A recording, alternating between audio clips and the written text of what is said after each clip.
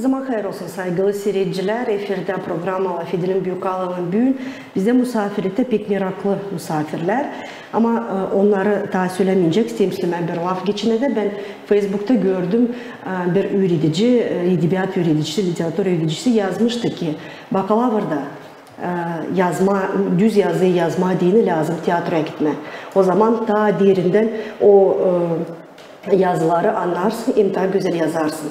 Onun için bugün bizde misafirlikte güzel misafirler, Marina Yüce, hem Haluk Yüce, direktör, rejisör, oyuncular, kukla sanatçılar, Ankara'dan Tiyatro Tempo, bugün bizde misafirlikte. Hoş geldiniz saygılı misafirler. Hoş bulduk. Pek sevindim. Hani buldunuz bir kısacık bir zamanda bakmadınız zahmetinize de geldiniz bugün bizim programımıza. Çünkü biz pek kısmetliyiz. Hani böyle kolaylığımız var sizinle daha yakından tanışma. Sanırım hani size artık bugün bu programda tanıdı çoğu insanlar kim bakır. Çünkü yani çoğu geldi sizin gösterinize. Tiyatroya da sevindiler sizin o güzel oyunlarından en böyle orijinal bir oyundan hangisine artık biz tadili sınaşık ama şükür Allah'a hani var kolaylık öğrenmeyim, görme böyle iyi bir sanat diyelim bizim tiyatrolarımızda. İsteyim gitmem Marina sizden. Çünkü siz buralısınız, yerliysiniz. Bugün daha çok sorular, urgular düşecek size. Onun için ilk soruşum sizden başlayacak. Tiyatro işi küçüklükten mi başladı sizde? Neden geldi bu sevgi bu tiyatro? Yani siz küçüklükten vardı mı böyle duygular? Vardı böyle bir şey. Ben Tomay köyündeyim. Yaşıyordum orada. Çocukken şeyi topluyorduk. Mahalledeki çocuklarla tiyatro yapıyordum. Pazar günleri de anneleri ve babaları biz oturtuyorduk oradaki sundurmalara. Onlar da izliyorlardı ondan sonra. Gülüyorduk, öyle eğleniyorduk. Daha sonra büyüyünce birazcık ama hep böyle bir tiyatro ve öğretmenlik, hep öyle oyunlar oynuyordum ben. Bir yandan şarkı söylüyordum. Ama büyüdüğüm zaman şey seçmiştim, Kagul şehrinde şey seçmiştim, pedagojik uçilişe, oraya gittim. Ondan sonra üniversiteye başladım Kişinyov'da. Orada da Rus dili ve edebiyatı ve Gagavuz dili ve edebiyatı bölümünde okudum. Sonra oradaki İnstitut İskustv, oradan davet geldi. Gelin bizde de olun. Orada oyunlarda oynamaya başladım.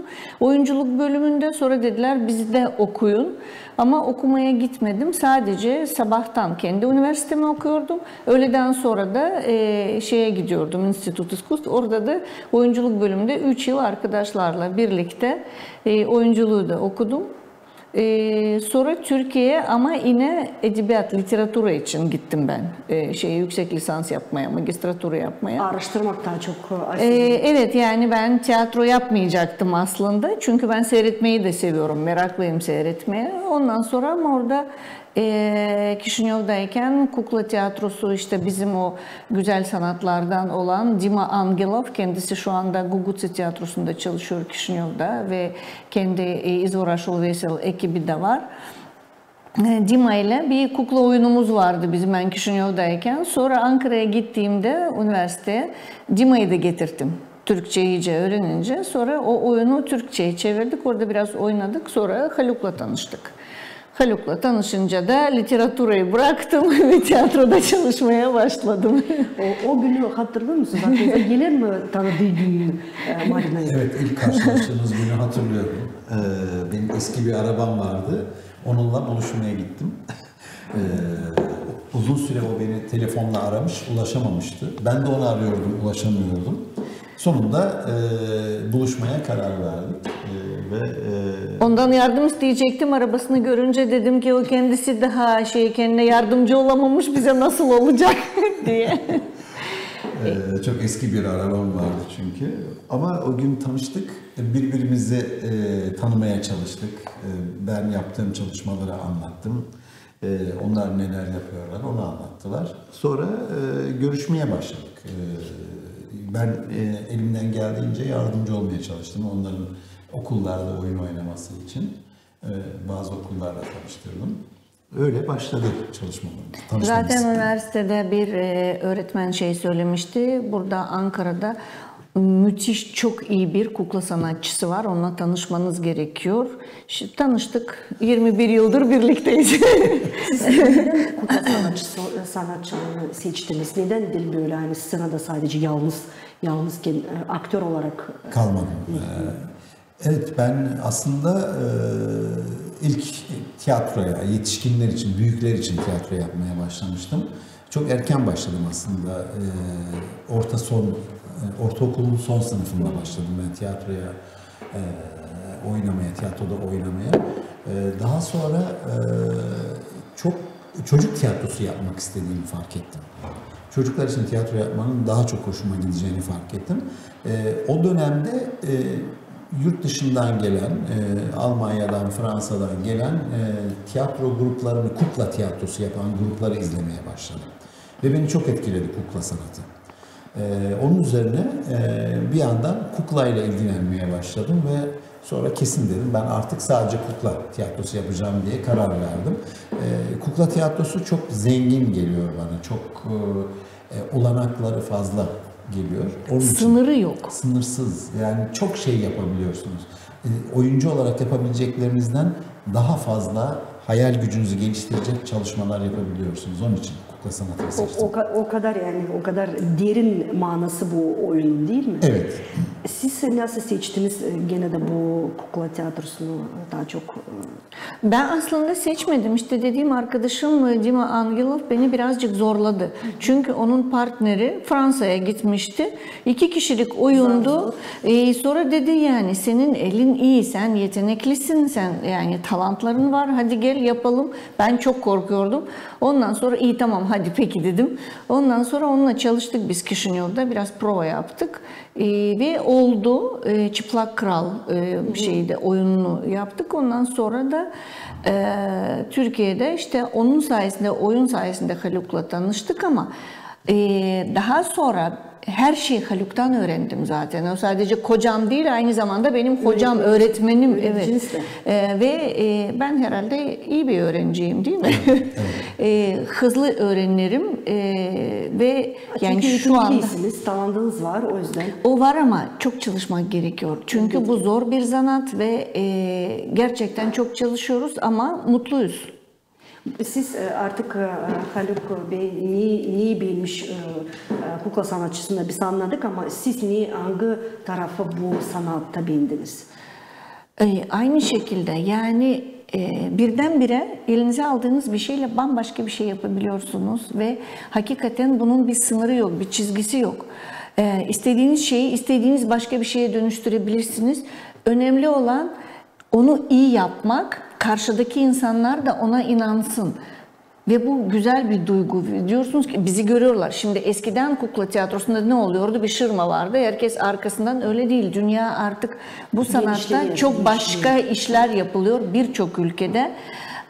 Ve o kadar güzel çalışmalar var ki insanın içi böyle pırpır oluyor. Heyecanlanıyoruz görünce çünkü birçok başka ülkeye gidiyoruz. Dünyanın bir sürü yerine bizi davet ediyorlar.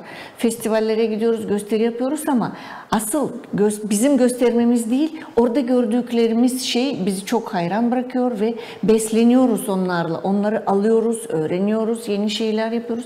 Bir de birbirimizi seviyoruz, birbirimizle çalışmayı da seviyoruz. Bu en önemlisi çünkü karı koca pek zor bir arada çalışabilirler. Ama kukla tiyatrosunda birçok ülkede aileler çalışıyor, hep karı koca çalışıyor. Ama bu çok güzel. Evet. Bu halizinden pek güzel çünkü elbette ki bu garmoni evet. daha genişlidir, ailede de garmoni, daha zenginlidir de insanın ruhunda. Bu tiyatroda dediğiniz gibi türlü turnelara gidersiniz. Sanırım Türkiye'de de çok gösteriler var sizde. Türkiye'de, evet Türkiye'de ama çok şehirleri gezmiyoruz. Ankara'da bizim tiyatromuz vardı. Tiyatro yeri var. Vardı Kasım ayına kadar geçen sene. Onun biz orayı kiralıyorduk yani bizim değildi, başka birinindi. Sonra onun sahibi yaşlıydı, bir kadıncağız öldü. Sonra kızına kaldı. Kızı da orayı bizi kovdu ve satmak istedi ama satamadı. Çünkü çok büyük para istiyor onun için ve orası şu anda boş. Biz bu sezon içinde, bu aylar içinde farklı yerlerde oynamaya denedik ama kendimize henüz başka iyi bir yer bulamadık. Şimdi Ama birazcık kendi evrin var, daha kolay değil mi? Daha rahat. Tabii. bir de yaptığımız işe uygun olması gerekiyor. Biz orada bir sahnede çalışıyorduk ama 3. sıradan sonra kuklalarımız görünmüyordu. Orası bize uygun değil demek ki. Bizim kendi tiyatromuzda öyle bir sorunu yoktu. Orayı çok güzel yapmıştık ama hayatta her şey akıp gidiyor. Türkiye'de insanlar böyle tiyatroyu severler mi? Kukla tiyatrosunu evet seviyorlar. Özellikle çocuklar için zaten çocuklara çok uygun kukla sanatı. Çocukların kendi oyun anlayışına, çocukken oynadıkları, kendi oyuncaklarıyla oynadıkları oyun anlayışına çok uyuyor kukla tiyatrosu. Onun için de çocuklar çok etkileniyorlar. Yetişkinler için, büyükler için henüz tam yaygın değil kukla tiyatrosu. Biz birazcık onu da oluşturmaya çalışıyoruz. Çünkü daha çok klasik tiyatroyu anlar insan. Böyle sistema kafada varken böyle zor sistemadan çıkma. Çok güzel, çok tespit. Evet ve korkuyorlar o şeyleri. Büyükler için de mi var kukla tiyatrosu deyip sonra gelmiyorlar. Çünkü stereotip. Evet, çocuklar için zannediliyor kukla tiyatrosu. Sadece çocuklar için diye düşünülüyor. Çünkü stereotipli düşünmekler kafada var ya ondan. Bu çok yerde köstek yapar ben size söyleyeyim. Ben çok zanaatlarda da çok işlerde de her zaman köstek yapar. Çünkü kolaylık bırakmıyor böyle açma da görme daha geniş bu dünyayı. Ben yokunca sormayayım autorlarınız. Kendiniz mi senaryoları yazarsınız, tekstleri? Olsaydı kimse de size yazar mı mahsus? Genel olarak yazarla çalışıyoruz, yazarlarla çalışıyoruz. Modern yazarlarla. Evet. Benim kendi yazdığım çalışmalar da var, oyunlar da var. Ama çoğunluğunu çok uzun yıllardır birlikte çalıştığım bir arkadaşım var, Ahmet Önel. Birbirimizi çok iyi anlıyoruz, birbirimizle çalışmaktan çok keyif alıyoruz. Oyunlarımızın büyük bölümünü o yazarı, ya öyküsünü yazdı ya oyunun kendisini yazdı. Ama onun dışında da başka yazarlarla da çalıştık. Yabancı yazarlarla da çalıştık. İşte yetişkin büyükler için oyunumuz var. Onu Bulgarlarla birlikte çalıştık. Hem rejisör hem kukla tasarımcısı. Yazar da Stefan Zanev, Sokrates'in Son Gecesi. Последняя ночь Сократа. O büyükler için çok güzel bir oyun. Historik böyle gösteriyor. Filozofi daha çok ama hem insan ilişkilerini gösteriyor hem de felsefe, devlet nedir, nasıl olmalı, böyle çok güzel ve çok beğenilen bir oyun. Sonra işte genç bir yazar var, Samet Karadeniz. Onunla daha çok geleneksel gölge oyunu Karagöz Türkiye'de var. Belki birileri duymuştur. O denemeler, onunla çalışma yaptık. Herhalde bu kadar. Evet, gerisi ama elbette böyle nasıl diyeyim, kukla oynarken artık insan sizi de görür. Evet. Elbette siz de oynuyorsunuz ayrı, kukla da ayrı oynuyor. Evet. Yani iki süret gibi ayrı oynuyor ama bir kişi götürüyor iki sürede de. Bana kalsa bu oyunun en zoru. O sırada bu en kolayı mı? Zor kısmı. Zor kısmı o. Yani iyi bir oyuncu olabilirsiniz ama iyi kuklacı olamayabilirsiniz. Ve tersi de olabilir. Tersi de olabilir. Çünkü siz görünüyorsunuz ama kuklanın izleniyor olması gerekiyor. Sizin bütün enerjinizi kuklaya aktarmanız gerekiyor, transfer etmeniz gerekiyor. Ki seyirci kuklayı izlesin, sizi değil. Bazen sizi izlemesi de gerekiyor seyircinin. Orada da kendi enerjinizi kendinizde korumanız gerekiyor. Yani bu açıdan gerçekten zor. Her kukla oynatıcısı kendindeki enerjiyi kuklaya transfer edemeyebiliyor çünkü. Bu işin zor kısmı. Güzel, ben de analizinden düşündüm. Hani bu pek zor sanat çünkü açan sadece kuklacı o bir. Dediğinizde şırmanın ardından, perdenin ardından oynarken insan seni görmüyor. Sade kuklalar görüyor. Sade aktör olarak scenada olarak hani o da bir başka iş. Ama burada iki bir yerde aslında benim de bakışıma göre kolay iş değil. Ama size Hilal böyle işi, böyle sanatı ilerlediyseniz, götürüyorsunuz. Ben hani bu büyük bir dava üstünüze almışsınız. Büyük bir güç angısını savaşırsanız ilerletme. Hem de evlat boylarını sana hemen yeni sanata alıştırma. Bu da çok önemli. Çünkü çocuklar da bunu anlamalar vakit geldi. Hani anlama lazım. Böyle turne düşünmüşsünüz. Moldova'ya geldiniz. Nasıl başladı bu fikir? Bu idea nereden çıktı? Söyleyeyim. Biz birkaç yıldır Ankara'daki Moldova Büyükelçilikle şey yapıyoruz. Yani iyi görüşüyoruz. Ve 2 yıl önce Sayın Dmitri Kroytor, kendisi eski Gagauzya Başkanıymış bu arada. Ben o zaman Türkiye'deydim 99 yıllarında. O şu anda Büyükelçi. Şey dedi, yani bizim ülkemizi burada tanıtalım, ne yapalım derken Moldova Kültür Günlerini yaptık. Çok büyük bir etkinlikti. Ankara'da büyük mağazalarda böyle dans gösterileri, konser salonlarında, Lavutarı geldi, Jok, Kadınca geldi. Kilimlerimizi sergiledik, yemeklerimizi tattırdık. Bayağı herkes Moldova nerede diye merakla bakmaya başladı. Böyle de devlet var. Evet ve oraya nasıl gidilebilir? İşte onun açılışını da biz yaptık, sunumunu yaptık. Ve Dmitri Bey'le şeyde çalışmayı biz sevdik. Çünkü çok aklı başında ve burayı dert ediyor. Ne yapabiliriz, iyi şeyler diye. En son geçen sene güzün sonbaharda şey dedi, siz oraya gider misiniz oyun oynamaya? Çünkü bizim çocuklarımız Gagauzcayı unutmaya başladı. Birazcık ne yapabiliriz birlikte düşündük. Tamam dedik ama tabii bunun için para gerekiyor.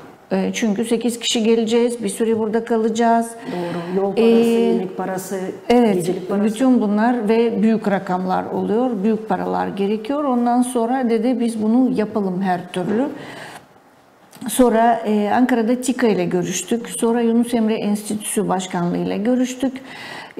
Ve ondan sonra Yunus Emre Enstitüsü Başkanlığı dedi tamam bunun lojistiğini şeyini biz üstleniyoruz. TİKA sonra bir şey demedi ama buraya gelmek için yeterli bir bütçe ayrıldı. Ondan sonra işte şöyle program yapalım böyle onlara oyunlarımızı da gösterdik. Dedik büyükler için Korkut Efsaneleri, çocuklar için Bencil'in Bahçesi'ni bu 2 oyunun da ödülleri var. Onları seyredin. Kabul ederseniz onları götüreceğiz. Sonra işte birkaç ay böyle biraz yavaş ilerledi. Biz sonra birazcık panik yaptık böyle yetişemeyeceğiz. Çünkü dedik biz özel bir tiyatroyuz, devlet tiyatrosu değiliz. Bizim kendi programımız var. Orada Ankara'da döndüğümüzde oyun oynamamız gerekiyor, söz verdik. Yani buraya bu tarihlerde gelebiliriz. Şu günden şu güne kadar. Bir de buranın tarihleri. Evet, burada da Paskalya olmasın, Mayıs bilmem yortuları olmasın. Bu ay, April ayı bizde Gagauz Dili ayı. Gagauz diline bağlı ay. Üstelik bunu bilmiyorduk. Bu evet. Çok güzel oldu. Ondan sonra geldik. İşte bizimkiler uçakla geldi. Ben şoförle şeye geldik. Biz dekorlarla araba dolu 2 oyunu işte karayoluyla geldik. Ondan sonra başladık. Burada şeyde Upravlение Kultura. Bakanlığı, Kültür Bakanlığı. Kültür Bakanlığı ve Eğitim Bakanlığı çok büyük çalışmalar yaptılar. Özellikle Kültür Bakanlığı yardım istedik.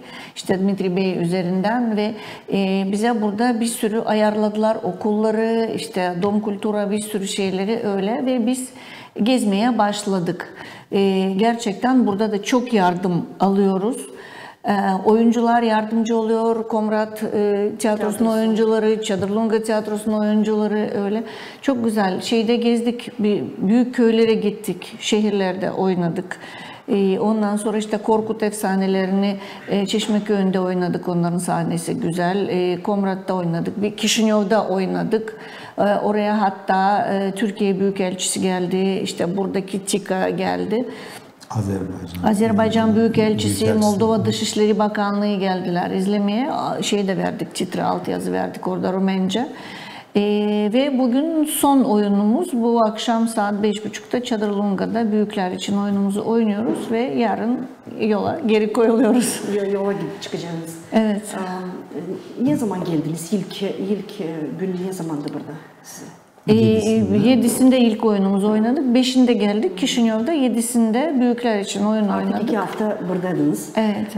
Siz Haluk Bey acaba nasıl olduğunu gördünüz? İlk sefte mi geldiniz buraya? Hayır, daha önce herhalde 4 kez, 5 Geldik. kez falan geldim. Hem aile ziyareti için. Ama böyle normal sebeplerden. Ama burada iş sebeplerinden İş için- geldiği zaman biraz hayır, başka. festivale geldik 2 kez. Aha. Tiyatro Kişinyov'a. kenti olarak Kişinev'de ilk geldiğimizde Lukuriç'ti değil mi? Lukuriç'in. Lükuriç ama değil. Bienal Festivali'ydi. geldik. Sonra Guguca Tiyatrosu Festivali'ne gelmiştik. Geldik. 2 kez öyle festival için gelmiştik. Bu da ama asıl bu etkileyici oldu. Çok güzel oldu. Gerçekten çok duygulandık.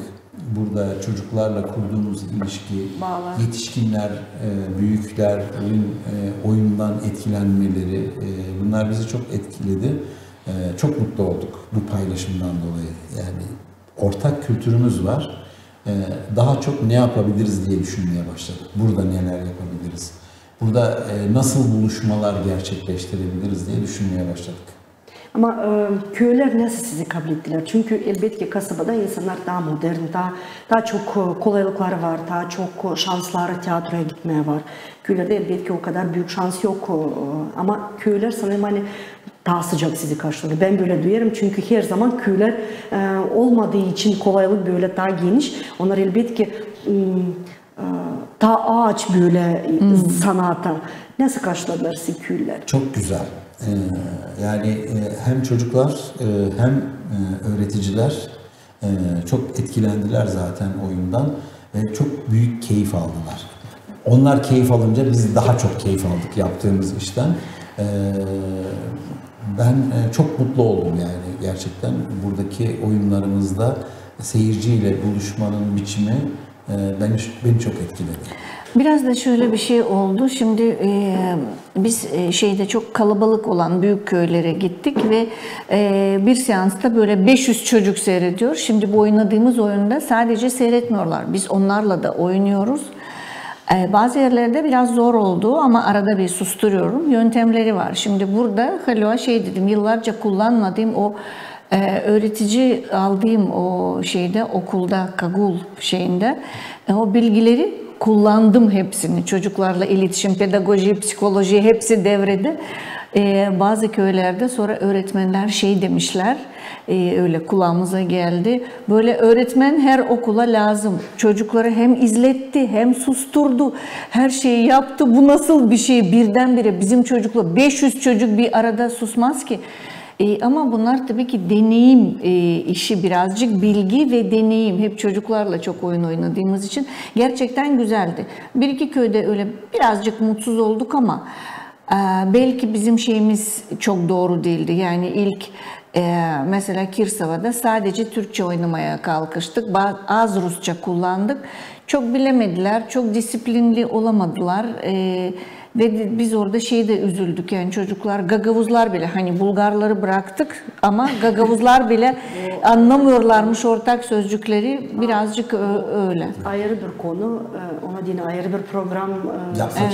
Evet, Çünkü asıl amacımız buydu ama buraya geldik ki biraz motivasyon olsun, bir duyalım. Biz gagavuzlar, biz çok azız ve biz ama çok dünyada olan zengin büyük bir Türkler, Türk boyları ailesinin bir parçasıyız. Herkes koruyor da Türkler kendi dilini, kültürünü koruyor. Kazaklar dilini, kültürünü koruyor ki onlar da iki dilde konuşuyorlar. Rusça, Kazakça.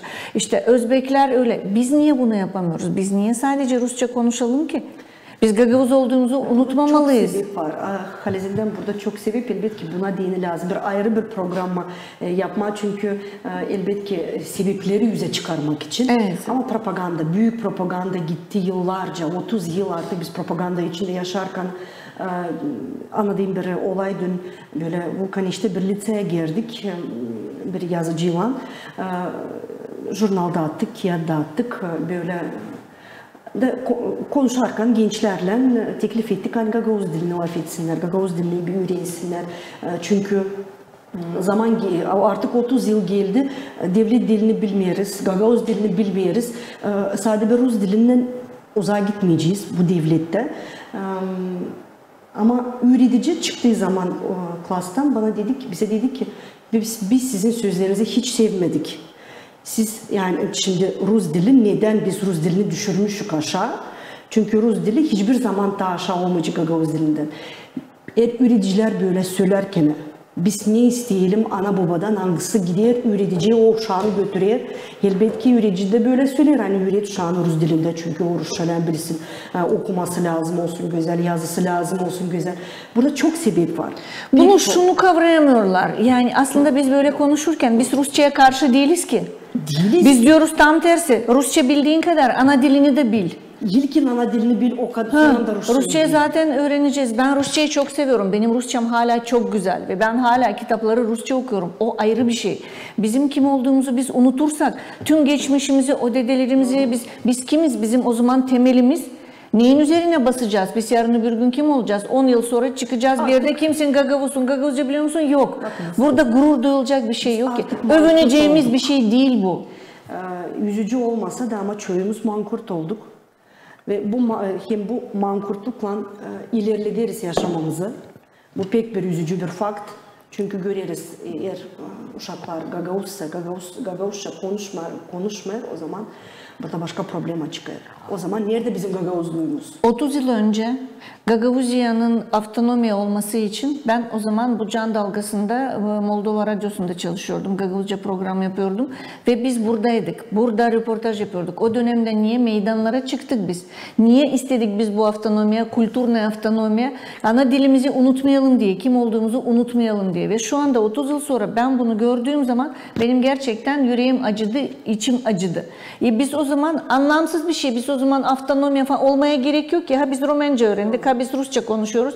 Gagavuz olmadıktan sonra, Gagavuzcayı bilmedikten sonra, geçmişimizi bilmedikten sonra o zaman bütün bunların hiçbir anlamı yok. O zaman avtonomiye de gerek yok bence. Ne yapıyoruz biz burada? Doğru. Öyle de önericilerimiz diyecek yarın öbür gün diyecek siz davanızı yüze çıkarmadınız, korumadınız. Size avtonomi ne için? Doğru. Aldık. Doğru. Aldınız. Ama sonra kime? Küsü dil öndürücüler. Kendimize küselim. Kendimize küselim. Türkiye'de her zaman ben mail oluyorum Türk halkına, Türk kardeşlerimize açan küçüğü büyüğü Türkçülüğü anırlar, Türkçülüğü seviyorlar. O kadar patriotik. Hem de sadece devletine patriot ama kendi kültürüne, kendi büyük Türk ailesine patriot onlar. Çünkü bu pek önemli. Açan insan anlar ki onun dili milyonlarca halkların dilin bir dalı. Ben o dili bilerken Kazakistan'da da aç kalmayacağım, Türkiye'de de aç kalmayacağım, Almanya'da da aç kalmayacağım. Nerede diyelim hani Türkler değil. Ama orada da aç kalmayacağım, Rusya'da da aç kalmayacak hiçbir yerde. Çünkü o dil öyle bir dil hangisi milyonlarca insan laf eder bu dünyada. Siz bu problemi nasıl görüyorsunuz? Gördünüz yani bu alizinde üzücü bir problem. Bu bizim anlayan insanların büyük acısı. Biz bunu her gün yaşarız, her gün söyleriz, programımızda savaşırız, bunu açıklama, savaşırız, insanlara anlatma ama biraz sanki böyle başlıyor, bir şeyler başlıyor. Belki böyle ilk yazın açan ilk çiçekler açar ya, belki bize de böyle bir umut var hani ilerleyecek. Ama yine de daha zor durum. Siz bunu nasıl bir çözüm görüyorsunuz? Benim görüşüme göre yani bu genel olarak biliyoruz ki dil yani yazık değil mi dil? Evet. Dil yaşar, değişir, dönüşür. Bunun üzerinde çalışmak gerekiyor ve bu konuda yazan kişiler, yazarlar çalışma yapması gerekiyor. Ve halka uzak olacak öneriler getirmek yerine halkın da benimseyeceği türden öneriler getirmek. Yeni sözcükler türetilebilir. Başka bir dilden yararlanabilir. Türk toplumlarında diyelim ki Türkçe'de var olan bir sözcük sizde yoksa, Gagavuzca'da kullanılmıyorsa ve bu en yakınsa evet, ondan yararlanmak gerekir. Dilin güzel ve kolay konuşulabilir olması için çalışma yapmak gerekir. Halkın benimseyeceği şekilde En azından laf etmek lazım. evet, Çocuklarla konuşmak oyun lazım. üzerinden dili öğretmek mümkün. Bunun yöntemleri var. Bunları seçmek gerekiyor. Büyükler için bir şey, büyüklerin farkına varması için, önemsemesi için bir şey yapmak gerekiyor. Özür dilerim, sözünü kestim. Ve yazım konusunda çocuğun Gagavuzcayı okumasında zorluk olmaması lazım. Kolay okuyabileceği bir şekle dönüştürmek gerekir. Burada Halizinden çok köstek de var. Şimdi okullarda da programmalarımız konuşan uşaklar için, bilen uşaklar için, ama uşaklar bilmiyor. Elbette ki ona zor o program gelir. Gramatika zor. Halizinden Gagavuz dilinin gramatikası pek zor. Ondan da uşak anlamarkana, duymarkana o dili kulağından ona zor o gramatika formüllerini çözme. Onun için burada da bir başka bir problema, hani bilmerken o zaman lazım sistemi değiştirme, programı değiştirme. Nasıl öğreteceğiz? Kolaylaştırma onu, yapma daha güzel, daha kaliteli ve daha kolay. O zaman sanırım hani daha çok fayda olacak. Dilimiz de daha ileri dirilecek. Örneğin Todor Zanet. Daha ben buradayken Ana Sözü gazetesini başlatmıştı. O zaman çok dert etti, hala öyle. Bir sürü kitap yayınladı. Bir İş sürü çok yapılır. çok iş. O da öyle, başkaları da yapıyor böyle. Ama öğretmenler sadece Rusça'yı önemserse olmaz ki. Dersler sevimsiz olursa, sevimsiz ne diyelim Gagavuzca? Sevgisiz. Evet, yani böyle sadece bir ders olarak yapılırsa olmaz ki. Çocuğa ilk önce onu nasıl sevdirecek, onu oynata öğretecek. Çocuk fark etmeyecek ki. Nasıl çocuklara İngilizceyi niye kolay öğretebiliyoruz da Gagavuzcayı öğretemiyoruz ki? O zaman oradaki bir sistem var. O sistemden yararlanalım. Gagavuzcayı da öyle öğretelim. Tamam, diyelim ki anne baba konuşmuyor. Önemli değil. Ama çocuk o dili İngilizce öğrendiği kadar okulda da öğrenebiliyorsa öyle öğretelim o zaman. Doğru dersiniz. Bu üzücü bir soruş. Bu bizim acımız, bu bizim problemimiz. Biz onu her gün yaşarız, her gün içimizden geçiririz. Kolayımız ne varsa yaparız. Örnek verebilirim ben. Şimdi Osmanlı İmparatorluğu döneminde Türkçe çok karışıktı. Arapça sözcük çoktu, Farsça sözcük çoktu. Atatürk öyle dil devrimi yaptı ve öz Türkçe sözcüklerin oluşturulması için ve çalışmalar yapıldı. Öğreticiler, profesörler bu konuda çalışmalar yaptılar. Sözcükler önerdi. Atatürk'ümüz yok. Keşke olsaymış bizde de bir Atatürk gibi şimdi. Sanırım hani çok işler ileri gidecekti. Ama şimdi bizde hepsi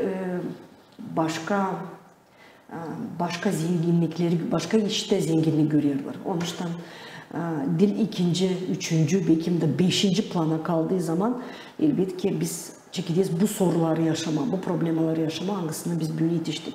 Hani uşaklarımız bütün uşak başında bir ya da iki uşak laf edebilir Gagavuz dilinde. Bu büyük bir soruş. Ama bakmarak hani böyle bir üzücü bir konuya yetiştik. Bizde bir adet var. Programın sonunda biz Marcel Proust'un soru listesinden 5 soru seçtik. Onları da mutlaka size soracağız ayrı ayrı. Peki. Ben kulağımı kapatayım mı? Yok. Manida, insanda neyi çok seversiniz? Dürüstlüğü, pravdivost. Doğruluğu seviyorum ve insan olmayı hiçbir şekilde unutmayışını seviyorum ben. Onlar önemli.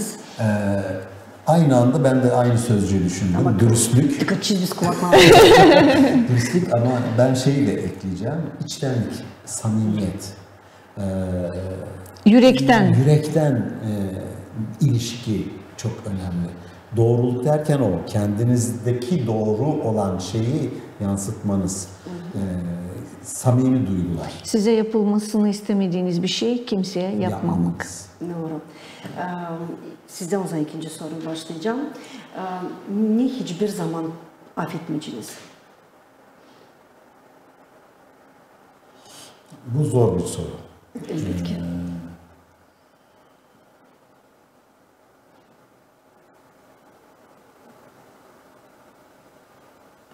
Kötü düşünceyle davranmak, karşı taraf için, karşımızdaki kişi için kötü şeyler düşünmek çok affedilecek bir şey değil.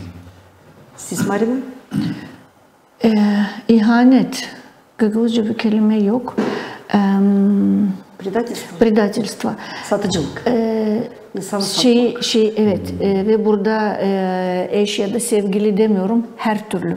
Yani çünkü şu anda bizim bu yine dile döneceğim. Gagavuzcayı bu kadar arka plana atıp da biz aslında kendimize, köklerimize, dedelerimize ve bizi var edenlere karşı bence biz onları satmış durumdayız.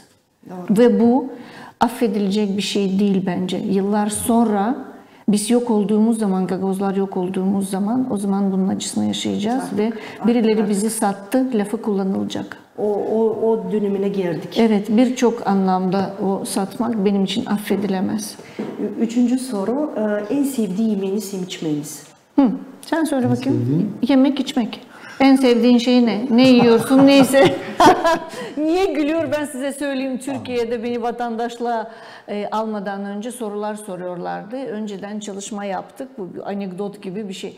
Dedim bak orada sorarlarsa karın ne sever? Diyeceksin ki lezzetli olan, güzel olan her yemeği sever. Tamam dedi. Dedim sen de hani her yerde şu kuru fasulyeni seviyorsun ya onu yaz, tamam mı? Tamam dedi. Sonra bizi ayrı yerlere koydular. Yazdık böyle cevap. Sonra çıktık. Dedim benimle ilgili ne yazdın?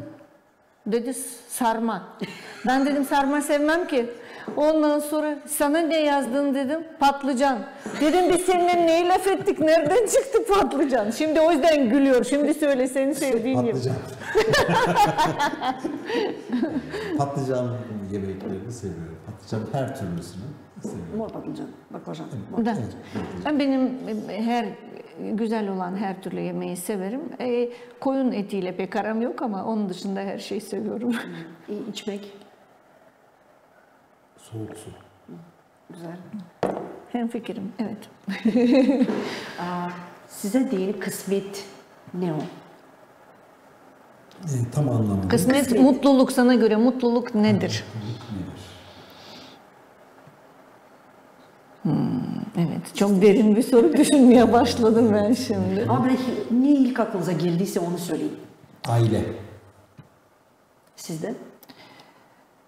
Evet, yani başkalarını mutlu edebilmek, ilk önce tabii ki aile ve diğer insanlara da faydalı olmak. Yani insanların şu anda bize bakıyorsunuz gözlerinizin içi gülüyor ya, öyle insanların o gözlerini görmek gerçekten mutluluk verir ve ailemizde de öyle yani. Benim son soruşum size gene Allah kimdir ya da nedir? Allah. Allah. Klasik anlamda mı? Size dini, sizin içinize dini. Hepsinin kendi anlaması var. Allah kimdir ya da sen nedir? Düşünürken ben cevabı vereyim ya da hazırsan sen söyle. Hazırım. Evren. Kainat ya da nasıl söyleyelim? Вселенная. Вселенная, da. Dünya. Dünya. Benim için Allah bence sevgi, любовь. Ve Haluk'un dediği gibi Vселенная ama yani her şeyin akıllıca kurulmuş olması ve her şeyin birbirine bağlı olması. Sistemli, çalışan. Sistemli ve sevgiyle dolu olduğuna inanıyorum. Ama klasik anlamda inançlı değiliz ikimiz de. Herkese göre Allah başka bir şey. Bizimki böyle. İşte benim için her şeyin başı sevgidir. Ben dedim hani hepsinin içinde Allah ayrı ayrı. Evet. Sağ olunuz, ben pek sevindim. Hani bugün biz sizinle böyle güzel tatlı laf ettik. Derin konularda açtık. Derin sözleri de söyledik. Umarım bizim seyirciler bugün keyif kabul ettiler bizim programımızdan. Yine tabir keret Gagavuz dilinin önemini hem lazımlığını duydular, işittiler. Hem kendilerine böyle bir karar aldılar hani ilerletecekler Gagavuz dilini. Çünkü kim ilerletmeyecek onu eğer Gagavuz ilerletmeseydi. Sanırım hani başka sıra geldiği zaman biz mutlaka yine bir araya gelelim. Bir program yapalım çünkü bize lazım insanlara daha sık böyle güzel işleri anlatalım. Sağ olunuz. Sağ olun. Saygılı seyirciler, bugün efirde programda Fidel'in Büyükala'nın misafirlikte bugün bulundu. Ankara'dan Tiyatro Tempo direktörü Marina Yüce, hem rejisörü Haluk Yüce, oyuncular hem kukla sanatçılar. Sağ olun, bugün bizimlendiniz. Kalın sağlıcakla.